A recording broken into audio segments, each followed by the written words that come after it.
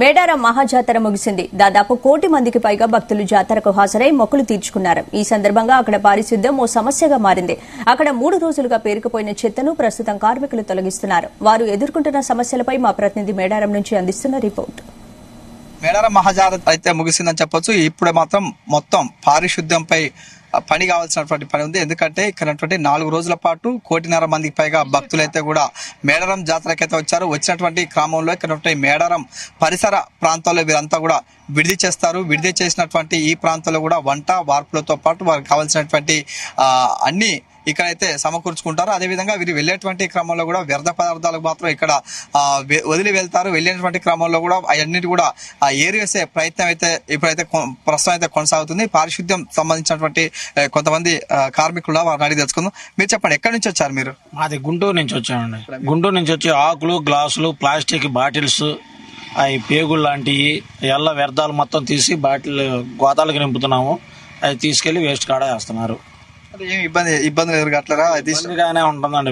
అవి పేగులు, అవి తోళ్లు ఎలా తీయాలంటే కొంచెం ఇబ్బందిగానే ఉంటుందండి. మొత్తం కుళ్ళిపోయి ఉన్నాయా? కుళ్ళిపోయి ఉండేయండి బాగా. ఏంటంటే వారం నుంచి కోసుకుంటున్నారు. జాతర 4 రోజులైనా ముందుగానే వచ్చి ఉండారు జనము. ఎలా పురుగులు పడిపోయి ఉండే అవి తీయాల్సి వస్తుంది. అది కొంచెం ఇబ్బందిగానే ఉందండి. గ్లాసులు ఇస్తర్లకు అయితే అన్నం ఉన్నా కూడా వేస్ట్, అవి తీస్తున్నాము. కానీ కొంచెం ఇబ్బందిగానే ఉంది. తోళ్ళు అనేది, పేగులు అనేది బాగా ఇబ్బంది పడతానే తీస్తున్నాం. ఏం మరి జరుగుబాటు లేదు, తీసుకొచ్చారు. అది ఇబ్బందులకు ఎదుర్కొంటున్నారు. ఇబ్బందులకు ఎదుర్కొంటున్నామండి. చేసేదేమన్నా బతుకు తెరుగు కోసం వచ్చినప్పుడు. మొత్తం ఎంత మంది వచ్చారు మీరు? మేము 500 మంది వచ్చామండి. 500 మంది వచ్చాం. 12వ తారీఖు వచ్చాం. మాకు వచ్చి 6 రోజుల నుంచి పని కూడా ఇచ్చింది.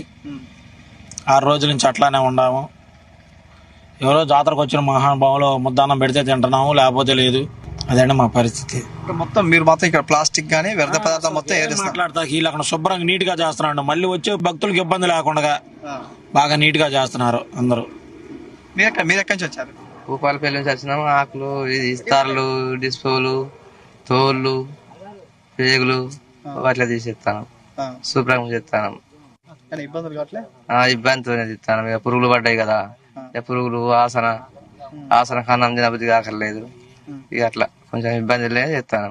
అంటే కనీసం మీరు అన్నం కూడా తినలేకపోతున్నారా ఏరేటప్పుడు? అన్నము పోతే వాసనకు అన్నం తినబుద్ధి అయితే లేదు, తింటలేము చక్కగా. అది వాసన రాబట్టి ఏడు తింటాం, తినబుద్ధి అయితే లేదు. ఎన్ని రోజులు మీరు ఇక్కడికి వచ్చి? నేను 16 తారీఖు నుంచి పని చేస్తాను. 12వ తారీఖు వచ్చాను. మీరు చెప్పండి, మీరు ఎక్కడి నుంచి వచ్చారు? జయశంకర్ డిస్ట్రిక్ట్ నుంచి మహాముత్తారం మండలం స్తంభంపల్లి గ్రామం నుండి వచ్చినాము. అయితే ఇక్కడ మొత్తము మంది ప్రజలు ముందే జాతర గురించి వస్తే అవి గొర్రెలు మేకలు కోసేస్తే తోలు తీయడానికి ఈ పని మీద వచ్చినాము. అవన్నీ కుళ్ళిపోయినాయి. ఇప్పటికి రోజు తీస్తా అంటే కూడా ఇంకా పెరుగుతూనే ఉన్నది.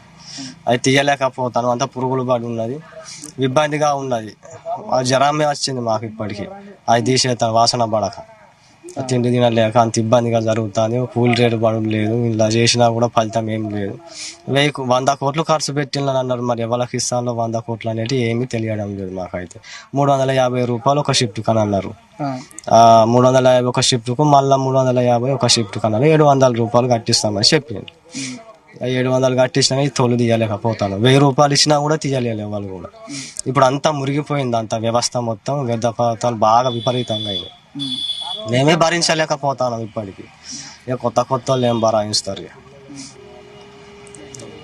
ఎస్, అంటే ఇక్కడ చూసుకోవచ్చు. ఇక్కడ ఈ ప్రాంతంలో కూడా మొత్తం అపరిశుభ్రంగా మారిపోయింది. ఇక్కడ 1 కోటి మందికి పైగా ఇక్కడికైతే భక్తులు అయితే వచ్చారు.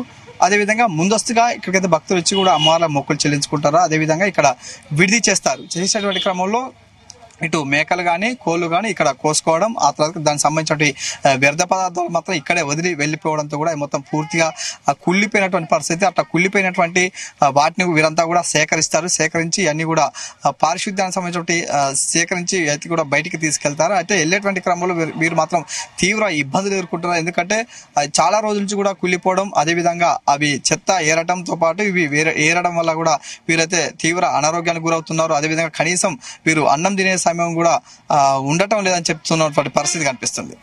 కెమెరామెన్ హేమంత్, శ్రీకాంత్, జీతో న్యూస్.